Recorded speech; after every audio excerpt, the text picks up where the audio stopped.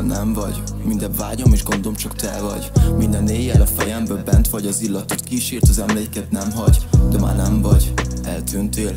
Emlékszem, velem feküdtél. Aludtál úgy, mint egy tündér. Ahogy jöttél, el is tűntél.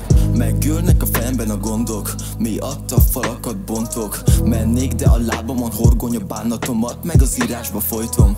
Én miért nem lehetek boldog? Csak a mosolyom már arcát hordom. Jegyezd meg, amit most mondok. Csak melletted voltam én boldog. Nincs már én és te, csak a gondok maradtak a térképen. Nincs már én és te, ez a lánya a szívemet szétépte.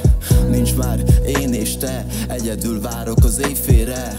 Nincs már én és te, nincs már, jó. Nincs már én és te. Nincs már én és te. Nincs már én és te. Nincs már én és te. Másokkal voltál máshol, amíg én váltolok otthon. Meg az is rátelsz, hogy itthon is gyűlnek a gondok. Százszor gondolok arra, hogy gyerekként mennyivel jobb volt.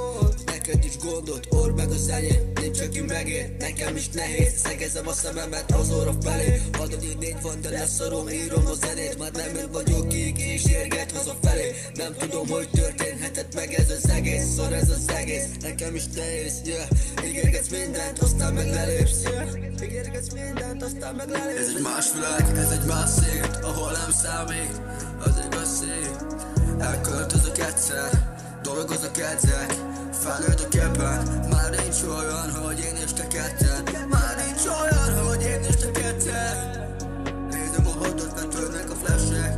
Már nem nyújtod felém a kezed. Már nem nyújtod felém a kezed. Érzik a tested, meg az aranyagó szemed.